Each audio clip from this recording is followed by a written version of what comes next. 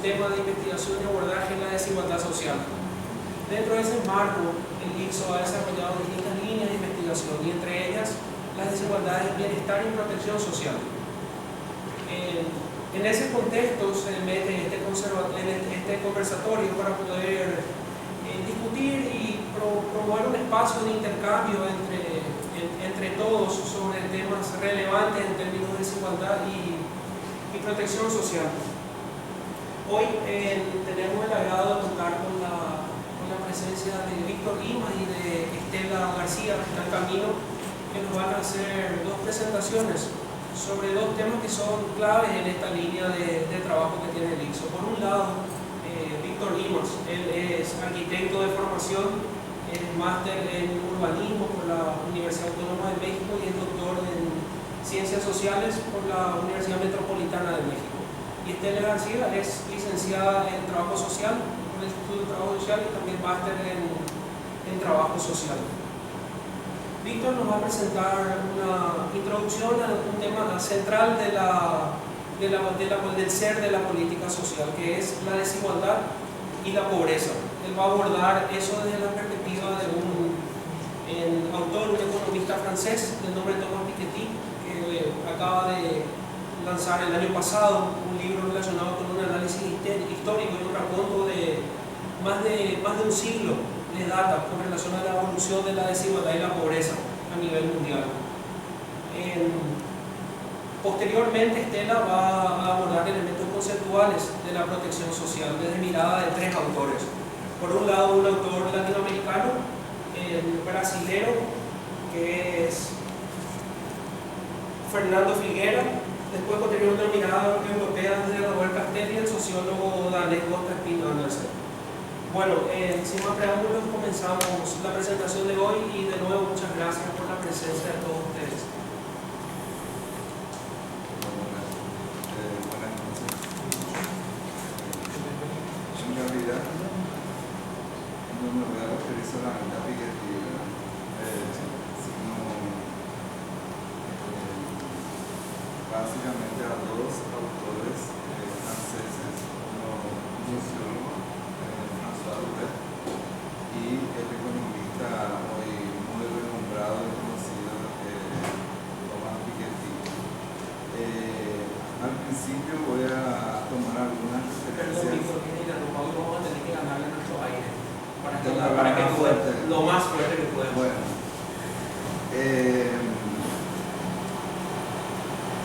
al principio voy a hacer algunas referencias también de la CEPAL y utilizar datos del Banco Mundial y del Fondo Monetario Internacional, datos oficiales, para ubicar un poco el tema, ¿verdad? Una primera cuestión, justamente tomando o analizando datos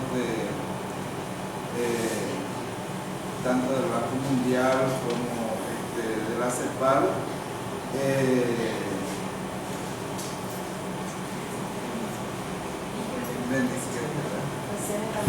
Necesito, así que es súper.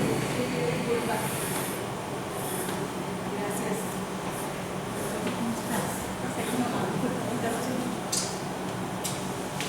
Bueno, una primera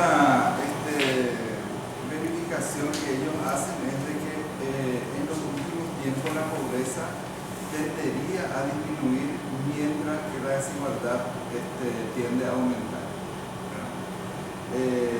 Y en la misma página del Banco Mundial uno puede encontrar que dice que se ha hecho o logrado avances muy importantes con relación a la pobreza, sobre todo la pobreza extrema, aunque bueno, una quinta parte de la población mundial sigue viviendo bajo el 1.225 dólares al día, ¿verdad? Pero la constatación interesante que ellos mismos hacen es que este proceso como que se ha estancado y ha llegado a un punto de inflexión, ¿verdad? O sea, en los últimos años no ha variado mucho ese porcentaje, ¿verdad? Y lo mismo dice la CEPAL, ¿verdad? La CEPAL dice que la pobreza disminuyó de forma considerable en la última década y da datos importantes, digamos, hasta el 2011, pero en la última publicación del panorama social de América Latina en 2014, dice de que a pesar de que se mantienen los niveles de crecimiento, sin embargo, esos niveles, digamos, no ha sufrido un cambio sustancial.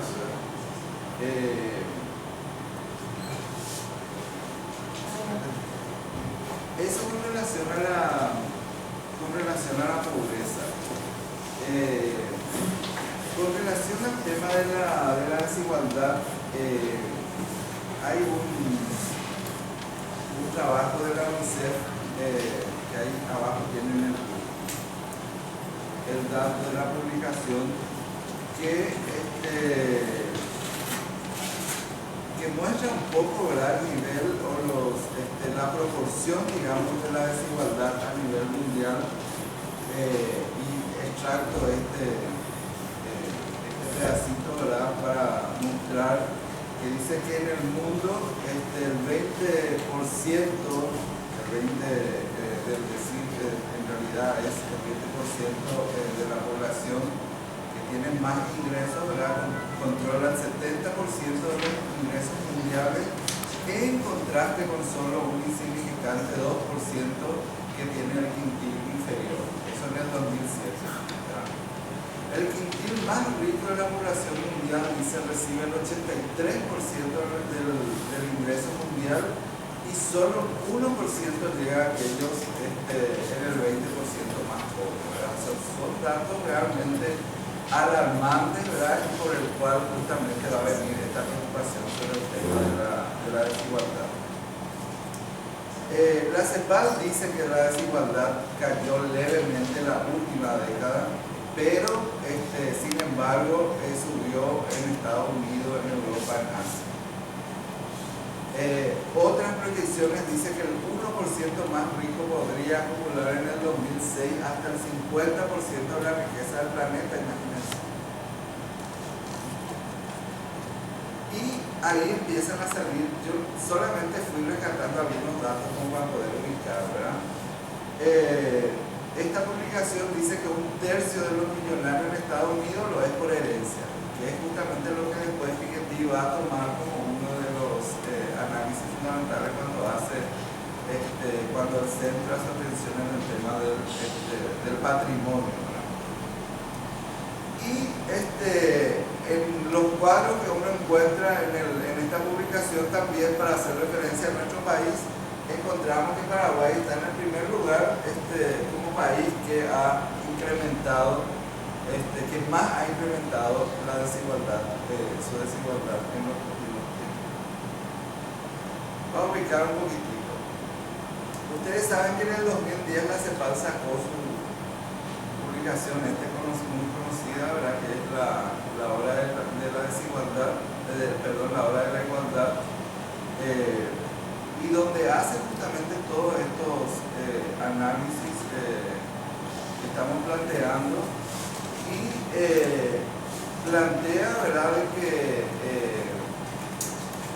a pesar de que ha habido leves cambios, digamos, hacia una mayor igualdad en América Latina, sin embargo, esos avances hacia la igualdad tropiezan justamente por esta estructura desigual que tenemos en la distribución del ingreso, la distribución o el acceso que hay hacia la educación y el conocimiento, la muy desigual capacidad justamente para aprovechar estas competencias en el mercado laboral, y la reproducción permanente intergeneracional que se da tanto en la pobreza como en la desigualdad.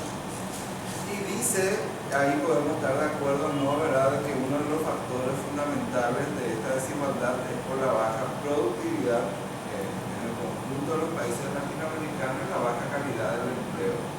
Y hace una serie de análisis, ¿verdad?, de que fundamentalmente nos dedicamos a exportar materias primas, hay poca transformación, poco valor agregado, y que los empleos sufren en general de una alta informalidad.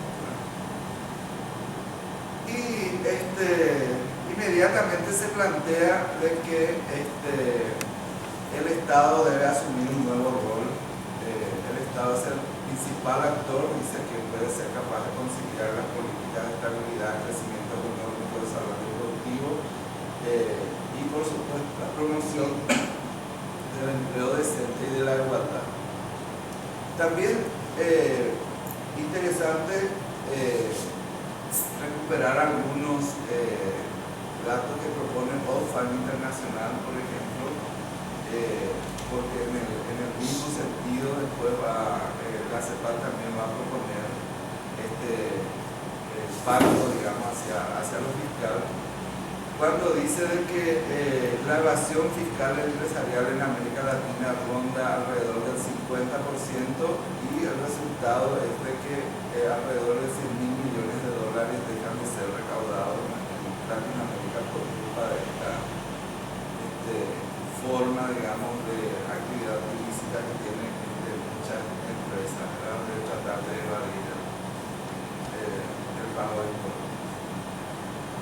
Todos llaman hoy, y fundamentalmente este trabajo de la CEPAL, hacia un pacto social entre el mercado y la sociedad, orientado fundamentalmente al tema de la fiscalidad.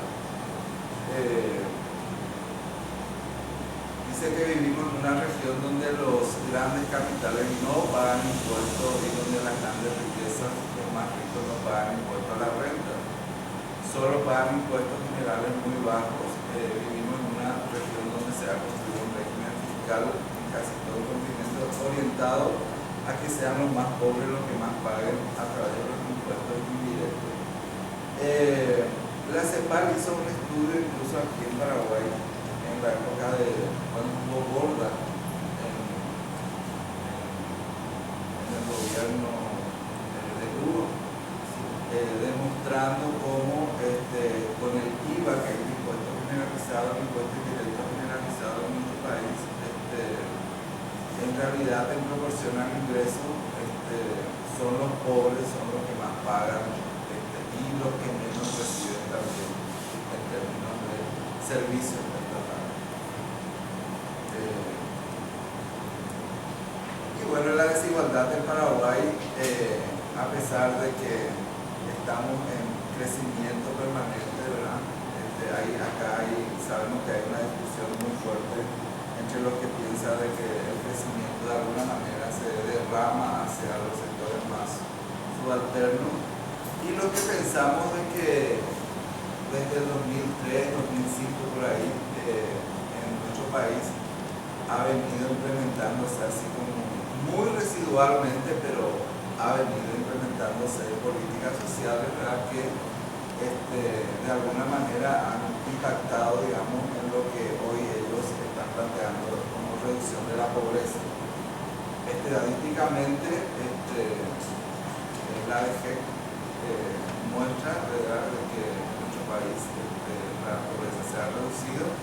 Sin embargo, hace poquito, en el 2014, el año pasado, el propio Fondo Monetario Internacional plantea indicadores, ¿verdad?, que la desigualdad crece. El CADET ha planteado de que aquí se gasta, a pesar de que ha aumentado el gasto social comparativamente a los países, a nuestros vecinos, ¿verdad? Es muy poco lo que se gasta en servicios sociales si comparamos con Argentina o Brasil, por ejemplo. Todos conocemos pues, las dificultades que tiene el Estado para aumentar esos gastos, ¿verdad?, por la recaudación tributaria que tiene, ¿verdad?, la presión tributaria que tiene, que anda por el 12 al 13%, y que evidentemente con esa posibilidad, a no ser de que vayamos aumentando royalties, compensaciones y demás, ¿verdad?, es difícil tener los recursos suficientes para poder aumentar el gasto social, considerando además la carga que tenemos en el gasto corriente, ¿verdad?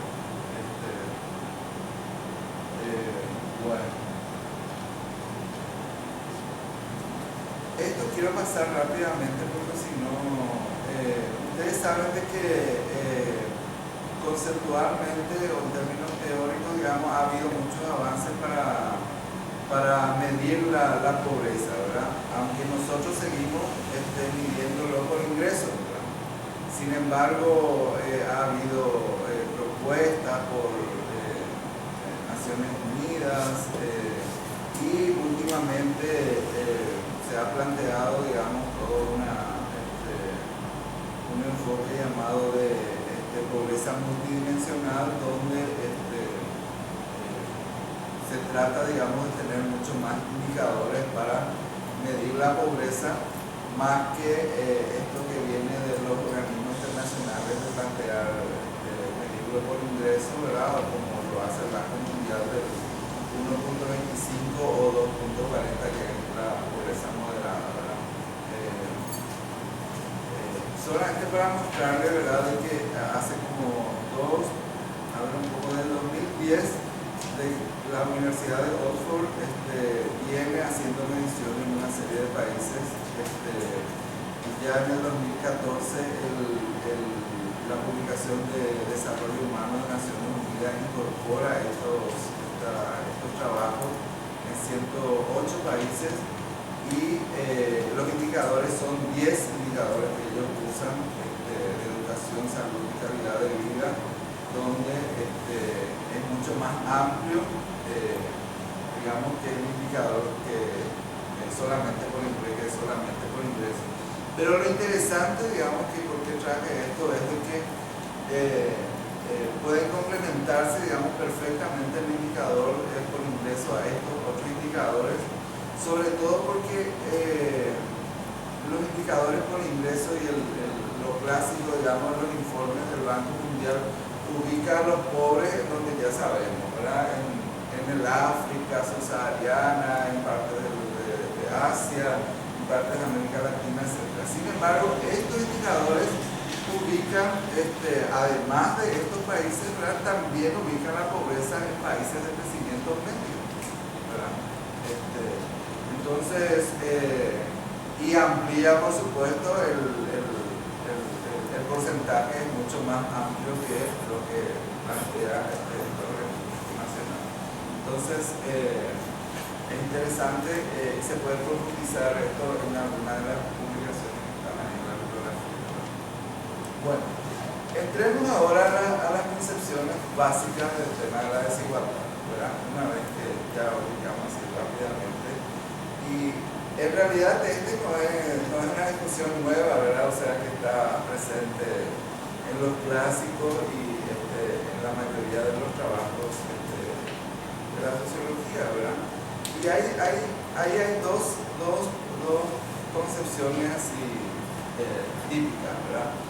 Uno es el que se relaciona a la igualdad o desigualdad de posiciones que te da la organización social o la estructura social. Es decir, sos, no sé, obrero, ejecutivo, negro, maestro, qué sé yo, ¿verdad? O sea, en el lugar que estás dentro de la estructura social por tus condiciones económicas. Entonces son posiciones ocupadas por los individuos, mujeres, hombres, con mayor educación, menor educación, blancos, negros, jóvenes, ancianos, o personas de diferentes opciones sexuales, ¿verdad? Pero básicamente lo que determina allí es la estructura social, ¿verdad? En donde si estás más arriba, más abajo, más pobre, rico, los que plantean esta concepción obviamente atacan la estructura, ¿verdad?, y buscan reducir las desigualdades de ingresos, de condiciones de vida, de acceso a los servicios, de la seguridad, asociadas justamente a las diferentes posiciones sociales que ocupan estos individuos, que son muy dispares, ¿verdad? Entonces, lo que se busca es reducir las brechas de justamente esta situación, ¿verdad?, de las condiciones de vida de trabajo entre obreros y ejecutivos, de mujeres y hombres, ¿verdad? Sabemos que en nuestro país, y yo creo que en casi todo el mundo, ¿verdad?, las mujeres aunque ocupan el mismo lugar y a veces tengan mayores competencias, ganan menos que los hombres, ¿verdad? Entonces, esta es una concepción, ¿verdad? El que está determinada, el que se concibe como determinado por la estructura social. La que más conocemos por el discurso permanente es el de la igualdad de oportunidades, ¿verdad? Es el discurso que el otro casi que desapareció, ¿verdad? Era más relacionado a la izquierda. Entonces este es el que más hoy se utiliza, ¿verdad? De la igualdad de oportunidades, en que consiste en ofrecer a todos las posibilidades de ocupar las mejores posiciones en función de un principio meritocrático, ¿verdad? El que más se esfuerza, el que más estudia, el que va a ir escalando mejores posiciones, va a ir ganando mejor, etc. Los méritos son los que te van haciendo la movilidad social, ¿verdad? En esta concepción se trata, dice, de luchar contra las discriminaciones que dificultan que esta competencia entre individuos no sean entre iguales, ¿verdad? Y sabemos que el mundo está lleno justamente de discriminaciones de todo tipo, ¿verdad?, de económicas, sociales, de raza, de sexo, etc. Y que hace que justamente esa competencia sana, ¿verdad?, entre individuos no sea entre iguales, ¿verdad? Entonces, sobre eso es lo que se intenta trabajar, y en esta concepción las inequidades no son así criticadas, ¿verdad? De alguna manera son válidas, ya que todas las posiciones van a estar abiertas a todos. Se supone que todos pueden tener la oportunidad de llegar a tal o cual nivel de vida o de posición social, ¿verdad? Justamente John Rawls, mucho antes de esta publicación, en los 70 por ahí, ya había planteado que como que ambas posiciones son complementarias, ¿verdad? Y dice que una sociedad verdaderamente justa debe combinar la igualdad fundamental de todos sus miembros y las justas inequidades nacidas de una competencia meritocrática y equitativa.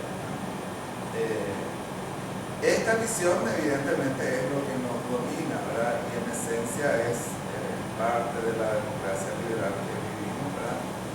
Que ofrece a cada uno el derecho de vivir su vida como pueda, como prefiera, ¿verdad? En el marco de los derechos que se establecen individualmente y del contrato social que se supone común a todos. Bueno. El problema de estas concepciones está en la política social. La política social tiene que de alguna manera priorizar algunas de estas, o darle preferencia a algunas de estas posiciones, ¿verdad? Porque priorizar una u otra posición te lleva a sociedades distintas, ¿verdad? O a situaciones distintas, ¿verdad? Evidentemente, todos entendemos, ¿verdad?, de que las desigualdades son muy negativas para el individuo y la sociedad, y sabemos las consecuencias que tienen, ¿verdad? Pero cuando vamos a elegir a qué damos preferencia, ¿verdad?, empezamos a definir, bueno, qué implica cada una de las dos posiciones. Y una primera cuestión que hace Duell es de plantear, obviamente, que él se inclina, digamos, hacia la posición hacia una concepción de la igualdad de posiciones, porque dice que las posiciones determinan justamente las oportunidades, ¿verdad? Y hay estudios incluso que el propio Banco Mundial hace con el índice de oportunidades humanas, y demuestra que si naciste, no sé, por ponerme ejemplo acá, que si naciste en la Chacarita, pobre, debajo de una casa de cartón, eso te determina a que si naciste ahí 200 metros más arriba, hermanas Mercedes, con otras circunstancias, ¿verdad? Claramente te determina las oportunidades que vas a tener en la vida, ¿verdad? Entonces, para la política social, evidentemente, cuanto más se reducen las desigualdades de posiciones, más se eleva, digamos, la igualdad de oportunidades. O sea, hay mayores posibilidades de tener más oportunidades cuando hay una mayor igualación en las posiciones que uno ocupa en la sociedad, ¿verdad? La movilidad social evidentemente va a ser mucho más fácil, ¿verdad? Y justamente en las sociedades menos igualitarias como las nuestras, las desigualdades se reproducen mucho más y con más facilidad, ¿verdad?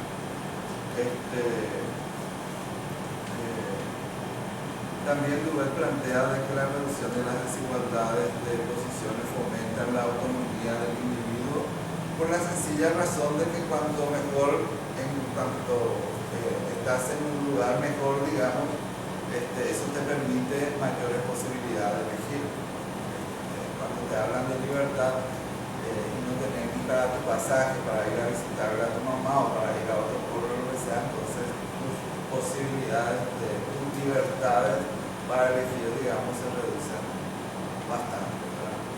Entonces, evidentemente que el objetivo es reducir las desigualdades atacando el tema de la distribución de la riqueza.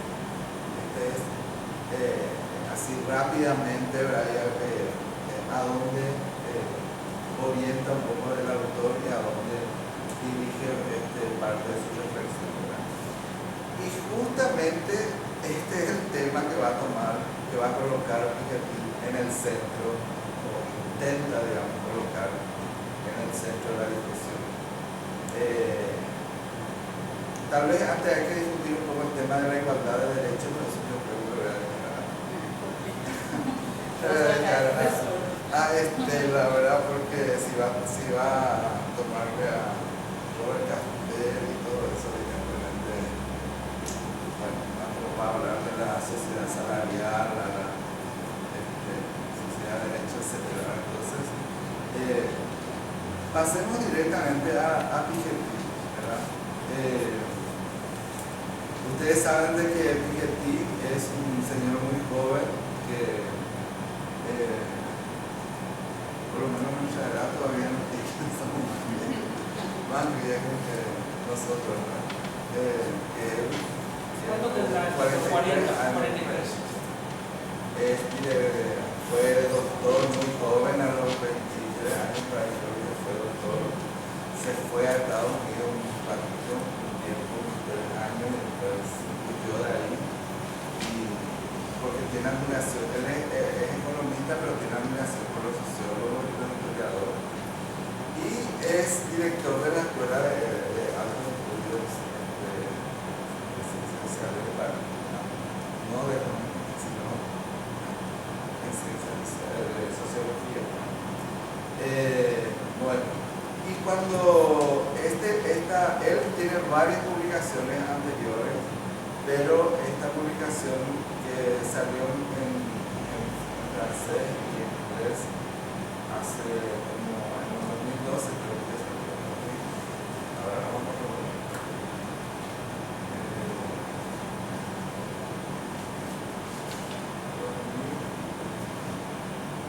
2013, se volvió así re famoso. Ya era muy conocido por las publicaciones anteriores, ¿verdad? Pero se volvió así muy famoso y fue así un éxito total en venta, ¿verdad? O sea, vendió muchísimo y empezó a dar conferencias por todos lados, incluso los grandes presidentes más conocidos como Obama, que se lo tienen así como que su hace mucho estuvo en Chile, el mismo presidente Lago presentó su libro, etcétera. O sea que es un señor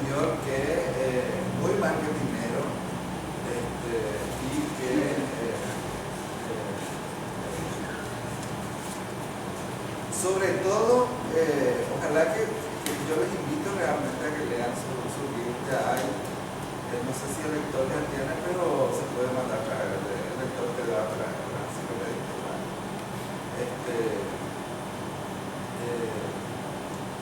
Da gusto leer, no parece que sea un economista que escribe.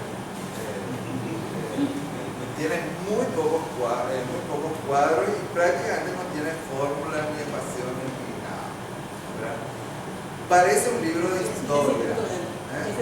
Sí, claro, parece un libro de historia. Parece un libro de historia y historia económica sobre la distribución de las riquezas, ¿verdad? Y entonces es muy interesante realmente, a pesar de que hoy en día tiene muchísimos detractores, gente que no le quiere ni ver, que le critica, y que se ha preocupado de mostrar que lo que dice está mal, ¿verdad?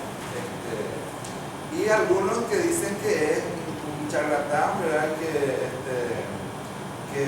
muchas de las cosas que él ahora lo toma así como gran, como si fuera así, o sea, Un hallazgo. un hallazgo, ¿verdad? Ya lo ha planteado Marx, ¿verdad?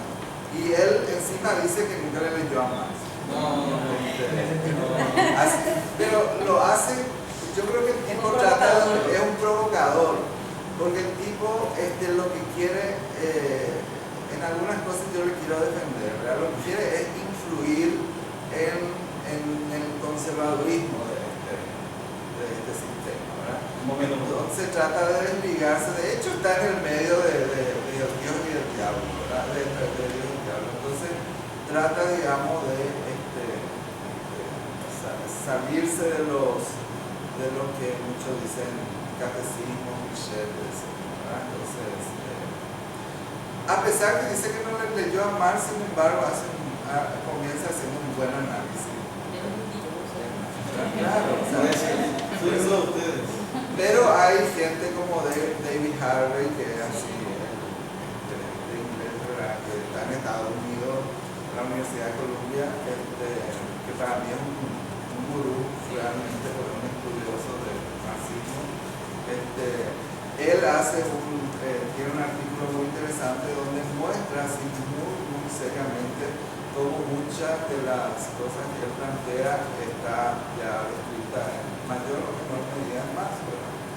Porque Piketty hace una crítica a varios de los clásicos que ahí están, ¿verdad? En el sentido de que, bueno, él rescata varias cosas de ellos, ¿verdad? Pero también lo ubica en su tiempo, ¿verdad? Y eso yo creo que es muy interesante en el sentido de que estos pensadores clásicos eran más bien intuitivos, digamos, porque no tenían las herramientas que hoy tenemos todos y que tiene Piketty, ¿verdad? Con 30 investigadores en todo el mundo, con universidades, recursos y todo a su favor, y sobre todo con el desarrollo que se ha dado de las estadísticas y por supuesto de la informática, ¿verdad? Imagínense cómo esta gente de antes que no tenían números, sin embargo llegaron a conclusiones que hasta hoy lo estamos utilizando, ¿verdad? Entonces ese análisis hace, ¿verdad? Dice, ¿verdad?, de que después de hacer ese recorrido plantea, ¿verdad?, de que desde la década de los 70 la desigualdad viene creciendo tremendamente en los países ricos y sobre todo a comienzo de este siglo, por eso es que llaman así el capitalismo del siglo XXI, esta desigualdad ha crecido a niveles nunca vistos. O sea, ha habido una explosión prácticamente y entonces es hora, ¿verdad?, de preocuparnos seriamente por este tema y hay que volver a reubicar, ¿verdad?, el tema de la desigualdad y la distribución de la riqueza en el centro del debate, sobre todo porque este tema ha sido la preocupación fundamental de los clásicos, ¿verdad? Siempre estuvo esto, pero después definitivamente se ha perdido un poco Y ante esta verificación que él hace de las mismas estadísticas que enseguida le voy a mostrar de las fuentes para que él utiliza, justamente dice de que hay que tomar de ejemplo a estos clásicos, ¿verdad? De que ellos tuvieron en una época, en el siglo XIX, donde observaron en un marco de muchas transformaciones y donde también esa era la preocupación, ¿verdad? Bueno, ahora está ocurriendo algo similar, pero con una época de grandes transformaciones y donde el tema de la desigualdad relacionada a la distribución de la riqueza está volviendo a ser empíricamente, digamos, algo preocupante, ¿verdad? Básicamente tiene dos fuentes, ¿verdad? Y aquí vamos a ver de algunas cosas interesantes de lo que es su fuente, ¿verdad? Uno es la estadística de distribución de los ingresos y desigualdad basado en los ingresos por trabajos, que es el que todos conocemos, ¿verdad? El ingreso que tienen las personas, ya sea por sueldos, salarios, etc., ¿verdad? Y entonces él ha trabajado con un ejército de investigadores en muchos países, ¿verdad? Datos fiscales tomados de declaraciones de ingresos en los países, el ingreso nacional, ¿verdad? El ingreso del PIB, y los ingresos promedios, por decir, legítimos, eso que conocemos, ¿verdad? De esto no hay nada nuevo, y de hecho este señor Kuznets, ruso, ya había trabajado, ¿verdad? Esta estadística, pero en el marco de la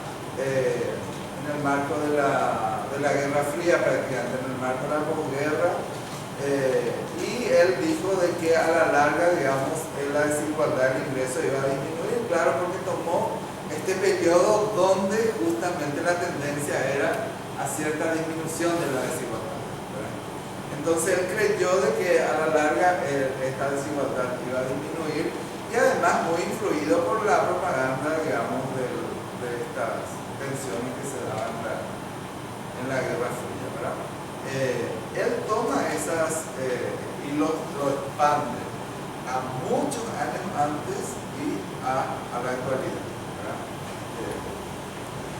Y lo nuevo tal vez es los registros y estadísticas de los patrimonios, su distribución y la relación que tienen con los ingresos, basado, dice, en los ingresos del capital inmobiliario, financiero e industrial. O sea, el capital, las rentas, los intereses, los beneficios, las probabilidades, las regalías, bla, bla, bla, que te da, digamos, la posesión del capital. O sea, el hecho de que yo sea dueño de tierras, por ejemplo, bueno, la rentabilidad que te da ese patrimonio, ¿verdad? A través de registros y estadísticas de la declaración de impuestos sobre los ingresos, declaración de impuestos de sucesiones, le da mucho peso al tema de las herencias, ¿verdad? Por eso que ya habíamos visto anteriormente, por ejemplo, que en los países ricos gran parte de la rentabilidad viene por justamente por el tema de las herencias, y los balances patrimoniales del conjunto del país en términos de inmobiliario, financiero y industrial. Sus registros en algunos casos van hasta 1600, ¿verdad? Pero la mayoría son de 1880, 1910 hasta la actualidad. Y entonces, de esa manera, él puede tener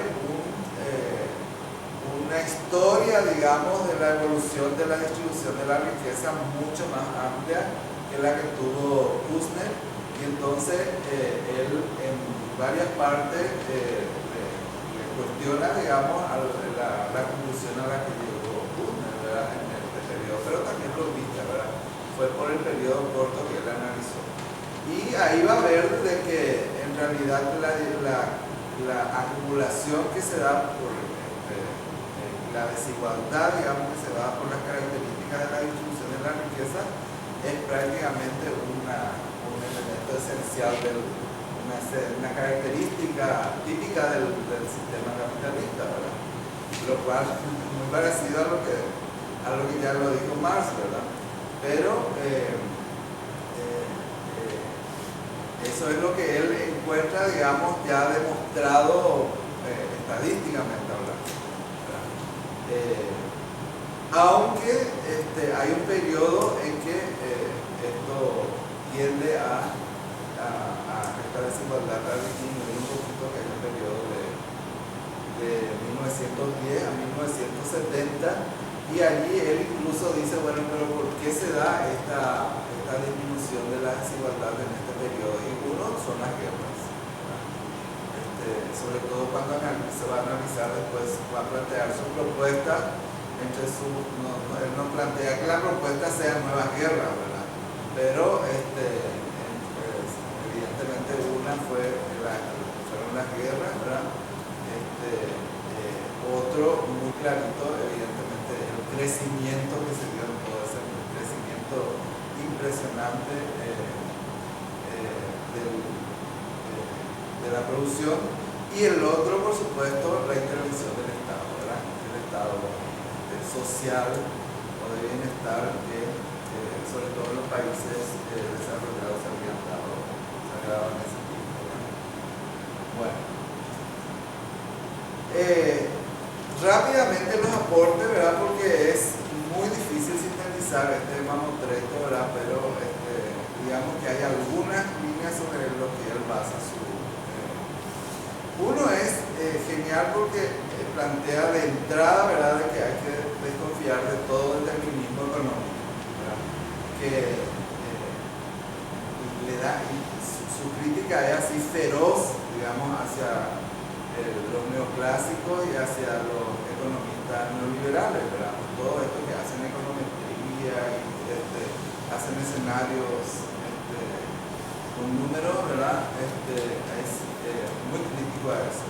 Y dice que la historia de la distribución de la riqueza es profundamente política y no podría justamente reducirse a mecanismos puramente económicos, y por eso demuestra esta etapa en que ha habido guerras, ha habido intervención del Estado, ha habido grandes explosiones sociales, revoluciones, etc., que hicieron, ¿verdad?, que la desigualdad en términos globales tienda un poco, por lo menos a no crecer. Y dice que la historia de las desigualdades depende de las representaciones. Esto es muy interesante porque de alguna manera nos recuerda otra vez a Marx, incluso a Lenin, ¿verdad? Las representaciones que se hacen los actores económicos, políticos y sociales de lo que es justo, de lo que no es, y de la correlación de fuerza entre los grandes intereses, ¿verdad? Él le llama actores, ¿verdad?, como es francés, y de las elecciones colectivas que resulta de ello. Es un producto social. Es un producto social. Ese es uno de sus, por donde comienza él y está permanentemente su análisis. Es uno de los, no sé si llamarle grandes aportes, pero como no estamos entrando en él, vamos a decir que es uno de sus aportes. A mí no me parece nuevo, pero y la conclusión fundamental, que es el que está durante todo el trabajo, es, y ahí tiene una formulita de R es mayor a G, dice, donde R es la tasa de rendimiento del capital y G es la tasa de crecimiento de la producción. Bueno, y dice que cuando la tasa de rendimiento del capital supera de modo constante la tasa de crecimiento de la producción y de los ingresos laborales, el capitalismo produce mecánicamente desigualdades insostenibles, arbitrarias, que cuestionan de modo radical los valores meritocráticos en los que se funda nuestra sociedad democrática. Ahorita vamos a volver a esta conclusión fundamental para entender mejor. Y él dice que en la dinámica de distribución de la riqueza, que esta dinámica de distribución de la riqueza pone en juego o empujan, digamos, procesos convergentes y procesos divergentes. Convergente es aquello que apuntan a reducir la desigualdad, y divergente aquellos procesos o mecanismos que apuntan a amplificar, ¿verdad?, a Y dice que no hay situaciones espontáneas o naturales, como la ley del mercado, por ejemplo, ¿verdad? Que permitan evitar estas tendencias que son desestabilizadoras, estas tendencias desestabilizadoras y no igualitarias van a prevalecer permanentemente. Después, de hecho, en un momento dado se va a despachar así fuertemente contra el tema de la ley del mercado, ¿verdad? Porque dice que cuanto más perfecto es el mercado, mayor desigualdad se produce.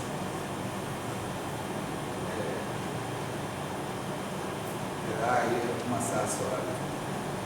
En términos de la convergencia, la principal convergencia en el sentido de la reducción de la desigualdad es prácticamente un consenso de todos, ¿verdad? De que la difusión del conocimiento, la inversión en capacitación, en la formación de habilidades, es el elemento fundamental, digamos, para tratar de ir reduciendo la desigualdad. Pero él hace hincapié de que esto debe ser un bien público, por excelencia. No justamente un mecanismo de mercado, ¿verdad? Debe ser todo este proceso de inversión, digamos, en capacitación e información de capacidades, de habilidades, debe ser un bien público, ¿verdad? Es lo que todos conocemos, ¿verdad? Como capital humano, ¿verdad? O la convergencia tecnológica de los países, ¿verdad? En esta asimetría entre países, bueno, que el conocimiento se difunda y que la tecnología, bueno, se vaya igualando para que los países también vayan entre países disminuyendo, digamos, estas asimetrías. Con ello, dice, las desigualdades son más meritocráticas y menos determinadas, como vimos recién en el caso de Duber. La falta de inversión en los mecanismos de convergencia pueden ensanchar las desigualdades y aumentar justamente estas tendencias desestabilizadoras. Es decir, si se concibe, ¿verdad?, que esta es la convergencia principal hacia la reducción de la desigualdad, cuanto menos se invierta, digamos, en estos mecanismos, evidentemente las posibilidades de que la desigualdad se amplíe o aumenten, evidentemente es mayor. Bueno. Y en las fuerzas de divergencia o ensanchamiento de las desigualdades, él analiza dos ejes, ¿verdad?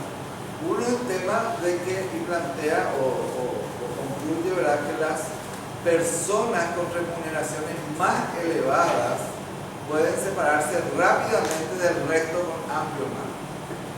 Ustedes saben que hoy los ejecutivos de empresas, los directivos de empresas, ellos mismos se asignan, como en nuestro parlamento también, ellos mismos se asignan sus salarios, ¿verdad? Y ganan sumas así que ni soñamos, ¿verdad? O sea, miles y millones de dólares ganan los directivos, no sé, de las grandes transnacionales o los ejecutivos. Aquí mismo nos se pusieron a pensar cuánto ganan, por ejemplo, los ejecutivos de Tigo o de personal, cuánto están ganando, se les regalan autos, Mercedes, BM, viven una vida de ensueño realmente, son ahí no estamos, por ahí no estamos, ¿verdad? Entonces, estas personas que tienen ese tipo de remuneraciones despegan del resto, ¿verdad?, mucho más fácilmente y con mayor facilidad y con mayor aceleramiento, digamos. Ese es uno, ¿verdad?, de cómo hay un grupo que rápidamente se va allá arriba. Y el otro grupo, es un grupo de gente que trabaja, que recibe remuneración. Y el otro grupo es el grupo que va a estar relacionado más al patrimonio, donde el rendimiento que le da el hecho de tener plata o de tener patrimonio, ya sea en el mercado inmobiliario o en el mercado financiero, o ser dueño de una industria que va, no sé, hoy ser dueño de Microsoft. Algunas de estas cosas del ámbito de la computadora y demás, ¿verdad? Hacen de que más rápido puedan acumular, ¿verdad? Y así dice que el rendimiento del capital, cuando el rendimiento del capital patrimonial es mayor al crecimiento de la producción, justamente eso va a hacer de que la desigualdad se amplifique, ¿verdad? De hecho, él corrobora con esto que ya dijimos que corrobora que ese ha sido una constante en el capitalismo, excepto en este periodo, ¿verdad? Y con todos esos datos que tiene, él demostró suficientemente que el patrimonio heredado, el que hereda patrimonio domina por mucho al que uno pueda juntar durante su vida, ¿verdad? Trabajando. La concentración de capital genera concentración exponencial de capital, es decir, cuanto más concentrado, más rápido seguir concentrando, ¿verdad? Y por supuesto que provoca desigualdades que no tienen nada que ver con los valores meritocráticos que habíamos planteado, ¿verdad? Y menos con los principios de justicia social. Y al final ahí él se despacha cuando dice que cuanto más perfecto es el mercado del capital, que es lo que persiguen un poco todos estos neoliberales, ¿verdad? En el sentido de los economistas, más posibilidades existen de aplicarse la desigualdad. Cuanto más funciona la mano invisible, ¿verdad? Ahí es cuanto más se da. Y sobre eso él hace algunas propuestas que en principio todas parecen muy utópicas. Él plantea de que hay que regular el capital patrimonial que hoy está globalizado. Hay que regular el sistema bancario y los flujos financieros internacionales y plantea un impuesto mundial y progresivo sobre el capital, con la idea esta de que tiene que prevalecer el interés general sobre el privado, ¿verdad? Y él mismo dice de que es una utopía, ¿verdad? De que es una utopía, pero dice también de que es una utopía útil, ¿verdad? Porque al plantearse, digamos, ya puede provocar el debate y ir pensando, ya voy a terminar, ir pensando con mirando tu reloj, ¿verdad? Inclusive él cree de que hay zonas donde ya podría empezar a aplicarse incluso en ciertos sectores, ¿verdad? Porque este tipo de debate, por ejemplo, es permanente en Europa, ¿verdad? No así en otros países salvajes como los que conocen, ¿verdad? Pero en Europa es mucho más generalizado este tipo de debate, ¿verdad? Y entonces tal vez se podría comenzar en zonas regionales, ¿verdad? Regiones donde ante la preocupación, digamos, por todo el desastre que provoca esta característica, digamos, del sistema, y porque ellos mismos están empezando a ver problemas serios con este aumento de desigualdades, ¿verdad? O sea, problemas que ya creían que habían superado, hoy se están de vuelta instalando. Y problemas económicos serios como los de Grecia y otros, ¿verdad? En su misma comunidad, ¿verdad? Entonces, y él mismo dice de que si nos remontamos a aquellas épocas en que cuando se planteaban y se discutían de que había que grabar el ingreso, todo el mundo habrá pensado que eso era una utopía, ¿verdad? Acá en Paraguay se ha grabado el ingreso en países como Inglaterra, eso a comienzos del siglo pasado ya empezó a grabarse el ingreso. Pero cuando se planteó eso, seguramente muchos habrán pensado que grabar la riqueza o los ingresos evidentemente era una utopía, ¿verdad? Entonces, por eso dice de que es una utopía pública, ¿verdad? Y para ello dice que hay que repensar el Estado, porque así como está el Estado, evidentemente es muy difícil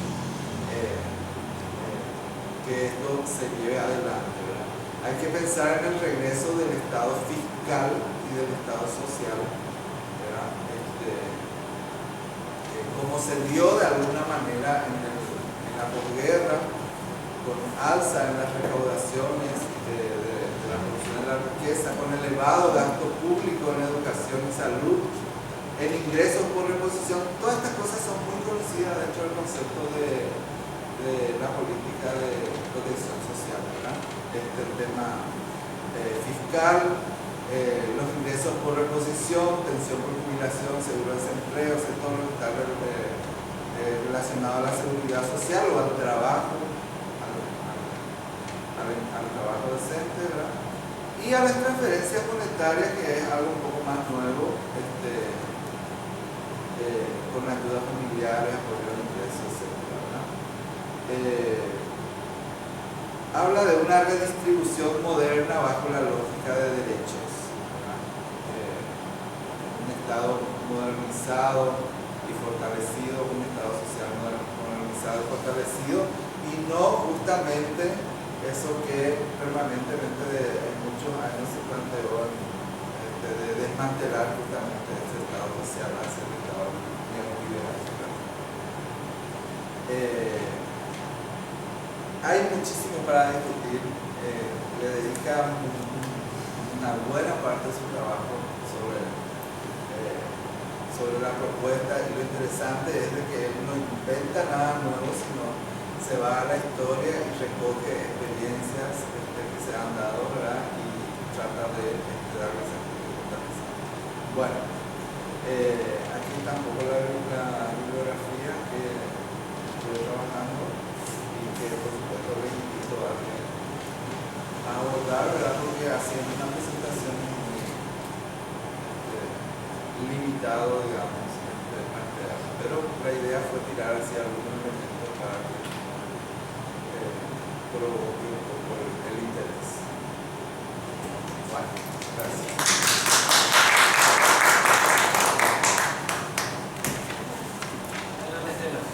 Bueno, después de una brillante profundización de Piketty, me gustaría comenzar, bueno, voy a hacer un poco referencia a cómo, a partir de algunos estudios, ubico la protección social en Paraguay. Para eso yo no voy a profundizar tan magistralmente como nuestro compañero aquí, Víctor Lima, sino que voy a mencionar algunas ideas tomadas de distintos autores, nomás para hacer referencia. En primer lugar, me gustaría que enmarquemos qué es lo que entendemos por protección social, porque se le está dando muy distintas acepciones en los últimos años a la protección social. Y entendemos por protección social como definición genérica, sin entrar a decir en tal época, en tal estado, en tal país. Como definición genérica, entendemos que aglutina la asistencia social, la seguridad social y los servicios sociales. Es decir, que la protección social es muy abarcativa. Y en Paraguay, en el discurso, no hay como mucha claridad. O sea, la protección social está como un poco ambigua. Y cuando se usa protección social, generalmente se alude a la extrema pobreza o a los programas de transferencia monetaria. Entonces, era como una primera aclaración, porque aquí hay varios autores. Hay una brasileña que se llama Sonia Fleury, Carlos Molina, que creo que es colombiano, que es del BID, Fernando Filgueira, que es un uruguayo, de mi disciplina, hay una Potiara Pereira, Daisa Posati, o sea, una serie de autores que convergen en que en la protección social entran más o menos estas tres grandes cuestiones otra vez, ¿verdad? Entonces, digamos, mi posición es que la protección social son todas las intervenciones públicas y también privadas, porque si hacemos un recuento histórico, siempre participó el Estado, el mercado y la familia. Y la familia se puede entender como familia o la comunidad, digamos, ahí también hay como varias, para paliar el conjunto de necesidades, demandas, riesgos, sobre todo aquellos donde no hay solución individual, siempre se busca una salida colectiva. Y de hecho, la protección social fue tomando en el trayecto de la historia un carácter colectivo, porque se fueron encontrando respuestas para grupos colectivos, para grupos poblacionales, ¿verdad? Entonces, digamos, esa es una segunda aclaración. La protección social alude a riesgos, demandas y necesidades. La otra cosa que hoy aparece muy fuerte es la protección social como un esquema ante los riesgos, casi exclusivamente para riesgos, ¿verdad? Como si lo que la gente desea no cuenta, como si lo que la gente quiere no cuenta, como si su mundo cultural, lo que le transmitieron de generación no cuenta, como si la necesidad de canchita en su barrio no cuenta, no sé, o sea, son como los riesgos, es así como el extremo, lo que extremadamente necesita. No digo que es exclusivo, pero en el discurso está como más predominante eso, ¿verdad? Entonces, es como la segunda aclaración que quería hacer. Y lo otro es, en realidad, la protección social dentro de las políticas sociales. La protección social ingresa en el campo de las políticas sociales. Por tanto, la protección social tiene una arista económica. No existe lo social sin lo económico, ¿verdad? Entonces, lo que hacen los autores que trabajan así conceptualmente la protección social es miran qué tipo de modelo económico hay en esa sociedad para decir qué tipo de protección social hay.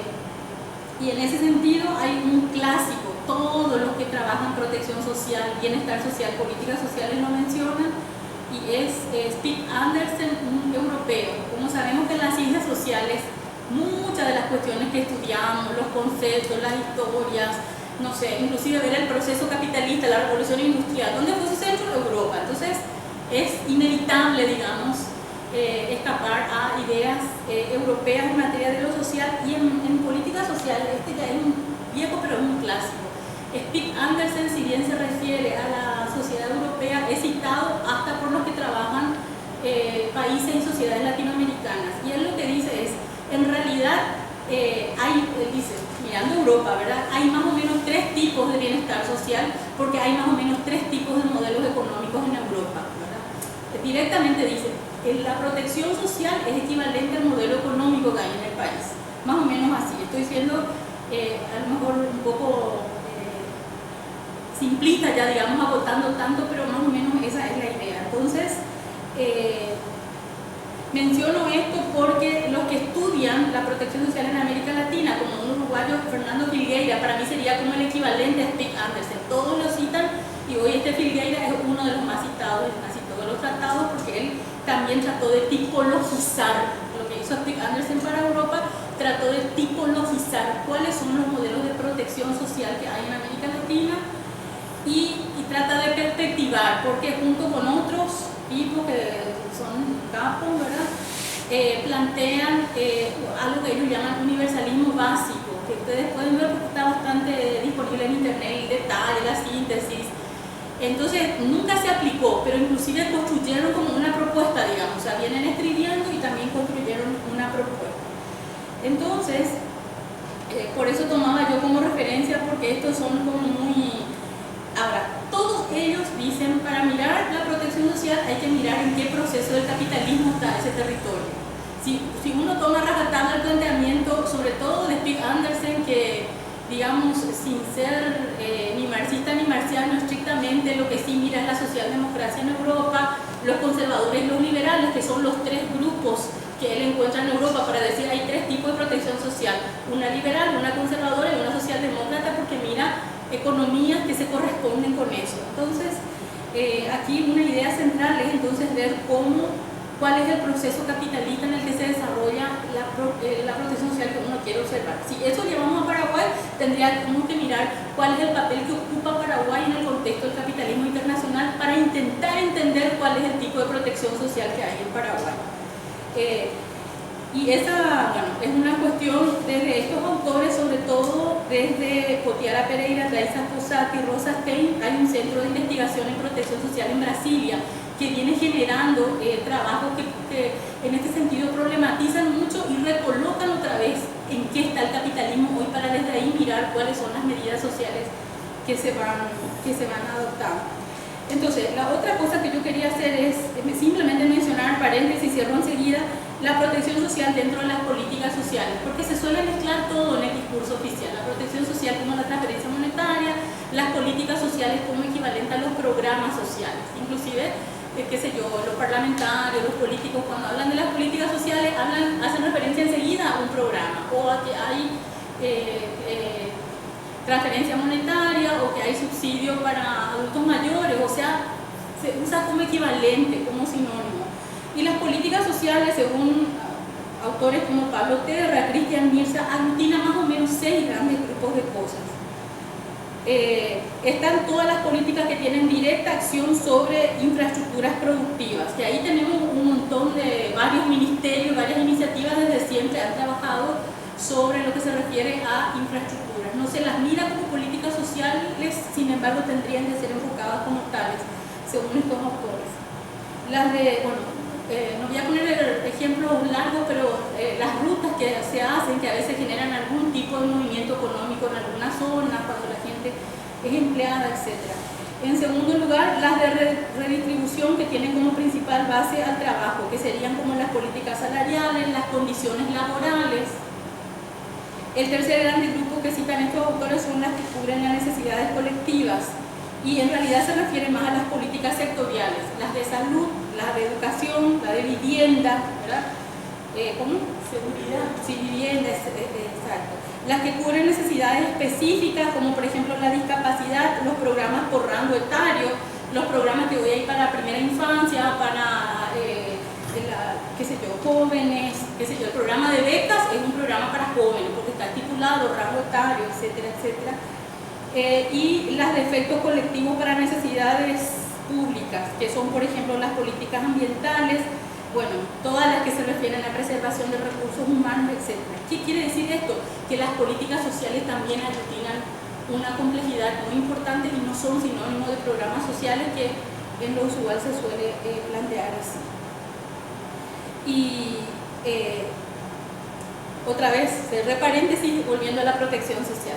La protección social, entonces, en términos genéricos, aglutina la asistencia, la seguridad y los servicios sociales, pero no existieron siempre. Como recién mencionó Víctor Isma, fue realmente después de la Segunda Guerra Mundial, ¿verdad? Fue algo posguerra y aparece como respuesta a la cuestión social. Y esta es como otra categoría conceptual importante para el análisis. La cuestión social no es sinónimo de problemas sociales. La cuestión social es la relación que se da entre las clases sociales en la sociedad, que a veces se presentan armónicas, a veces se dan de forma confrontativa, pero lo que no hay es ausencia de esa relación de sectores, digamos, ¿verdad?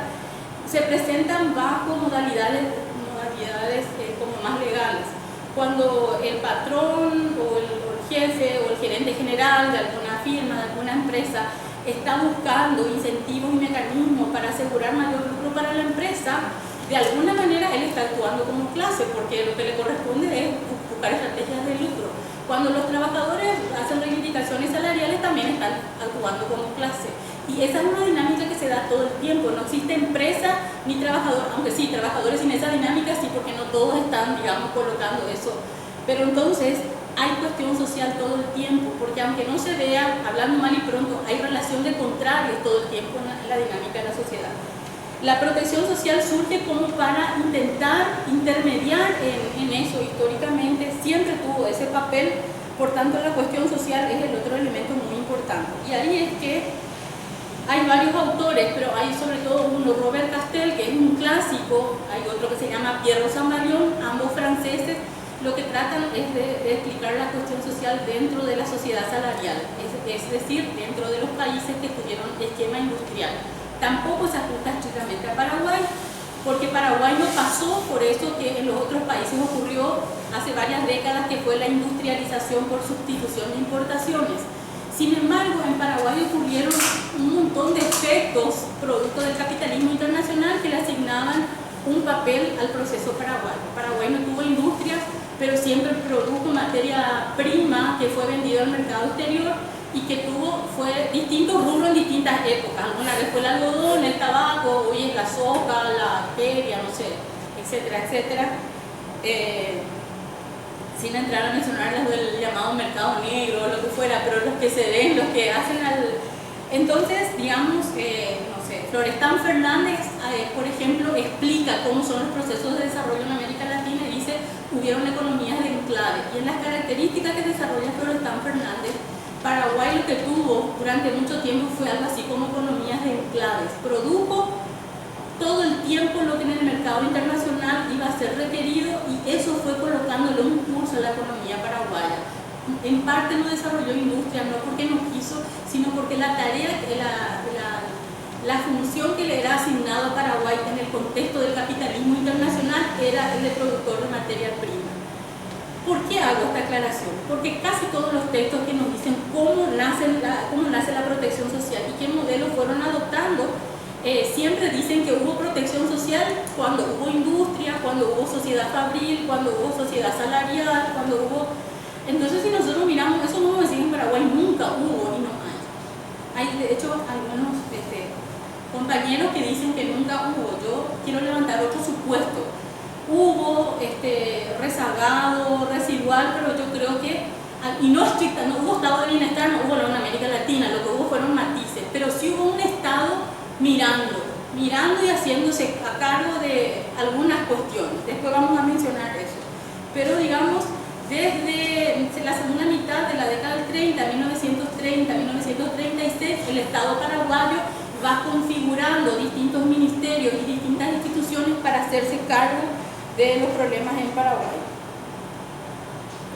La otra referencia que hacen todos los que recurran a la historia respecto a la protección social, sobre todo cuando miran la seguridad social, que es uno de los pilares más fuertes de la protección social, es mirando Europa, ver que los primeros dos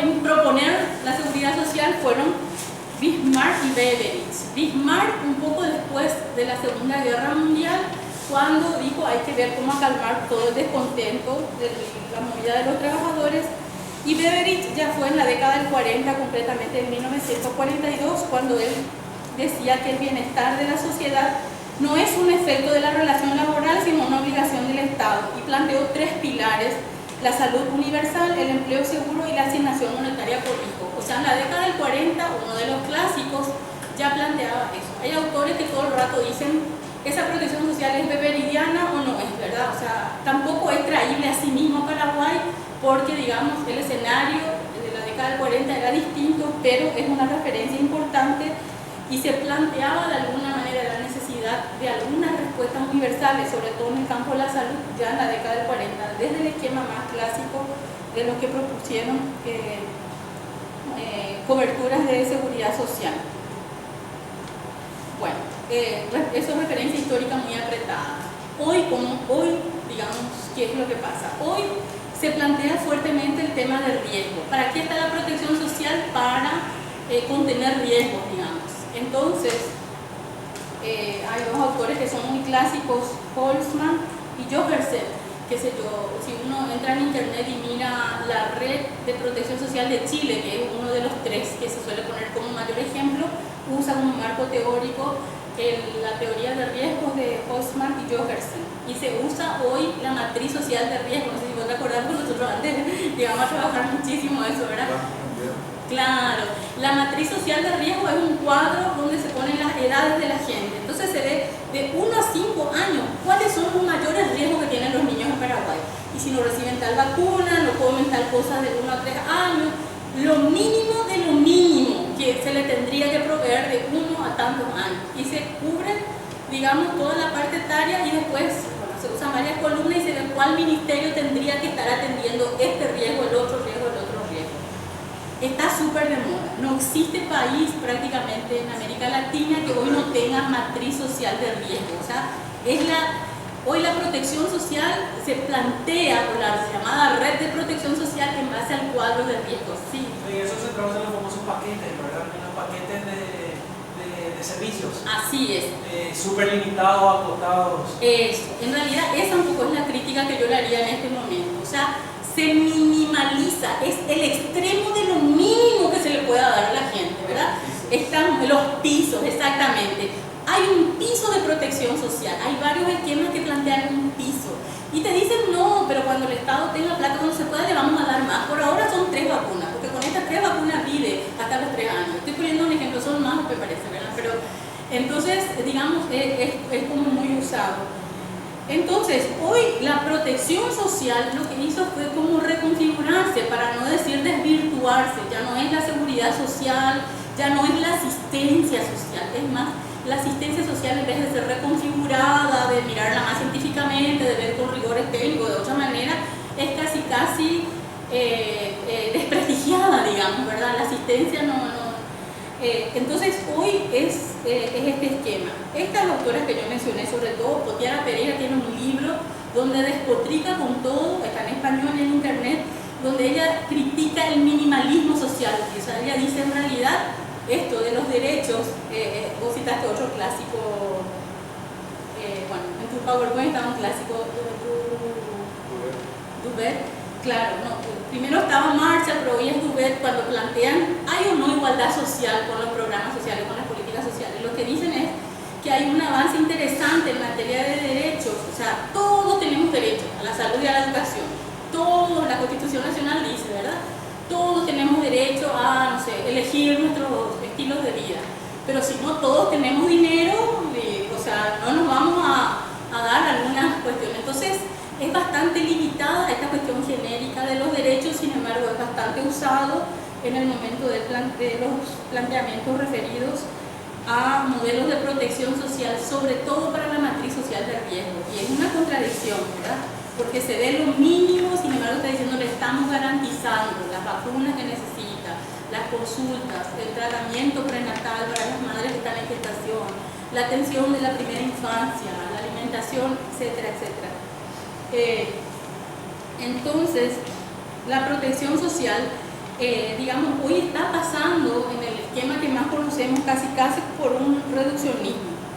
En la referencia histórica, lo que dicen los autores es el bienestar social existió solamente en Europa, y Europa tuvo un determinado tipo de desarrollo capitalista, un determinado tipo de institucionalidad. América Latina fue diferenciada y la institucionalidad siempre fue muy frágil para hacerse cargo de lo social. Dicho mucho más elegantemente, pero eso está, digamos, en casi todos los marcos teóricos, para después explicar por qué en América Latina, en el esquema de Spitz Anderson, fue bastante residual, porque él usa una categoría que es liberal residual y pone así indicadores que se acercan o se ajustan bastante a lo que son nuestros modelos de protección social. Creo que habla también de la familiar o algo por el Exacto, la familiar es la de las redes sociales y como la familia es el soporte de bienestar de países como los nuestros. Tal cual, súper buena esta acotación. Spitz Anderson habla de la liberal y cuando habla de la conservadora dice en realidad la sociedad conservadora es aquella donde es la familia, la comunidad la que más, digamos, toma partido para entender eso. Y la otra característica que él trata de colocar es que tanto se mercantilizó o no se mercantilizaron, digamos, los servicios públicos. Entonces, en realidad nosotros tenemos, usando el esquema de Spitz Anderson, características residuales y características conservadoras, porque hasta hoy día son la familia y las comunidades las que se hacen cargo de las necesidades cuando no hay servicios públicos, digamos, respecto a algo. Entonces, digamos, en todo lo que es el trayecto histórico, lo que se dice es, en Europa hubo estado de bienestar, en América Latina no. En América Latina, dicen sobre todo los discursos, si se quieren, hasta más progresistas que hoy existen, lo que se está dando es una vuelta del Estado porque es un Estado social activo. O sea, ese es como el nombre que usan para decir no es un Estado providencia, no es un Estado, le llaman social activo, digamos. Sin embargo, se acogen a la matriz social de riesgo. O sea, los gobiernos progresistas, al igual que los que no usan matriz social de riesgo, tienen programas de transferencia, no los estamos criticando, pero es para situar teóricamente, digamos, no están fuera de esto que es moda en distintos esquemas, y entonces hay casi una funcionalidad de los modelos de protección social a lo que es el sistema de producción y reproducción de la riqueza a nivel mundial.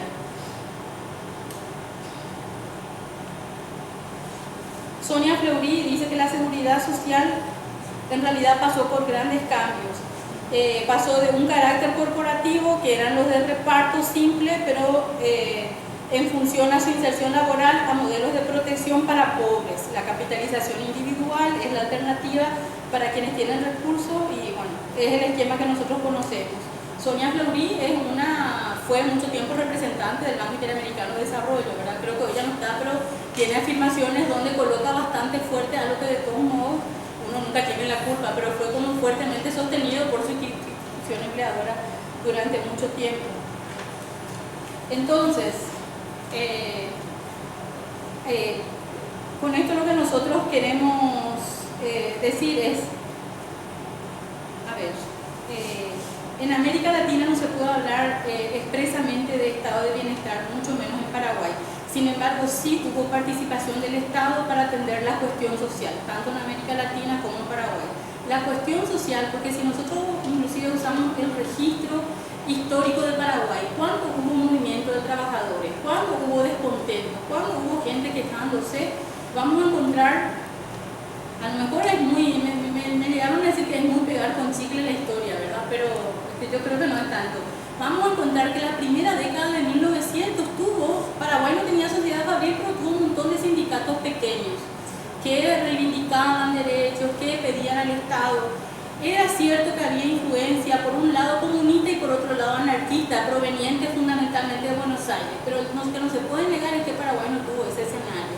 Tuvo ese escenario en 1900, 1910, 1920, y desde la segunda mitad de 1930 el Estado comienza a crear las institucionalidades que se iban a hacer cargo de los problemas sociales en Paraguay. Entonces, a partir de eso, en el trabajo, voy a pulir un poco más para enviarle, pero lo que yo había planteado en la tesis de maestría es que sí hubo cuestión social en Paraguay, por más de que la cuestión social es algo solo de sociedades fabriles y de capitalismo industrial, sin que eso exista en Paraguay, sí hubo una cuestión social más adaptada, y agarrándome de otros autores, a lo que sería Paraguay en el proceso capitalista internacional. En segundo lugar, no se puede admitir que hubo estado de bienestar, pero sí hubo intervención estatal. El Ministerio de Salud se crea en el año 1936 con el gobierno de Rafael Franco. Más tarde el Ministerio de Salud abre un brazo que es bienestar social. Uno puede hoy ver casi ausente, pero digamos en la época fue la institucionalidad que se hizo cargo de la cuestión social en Paraguay.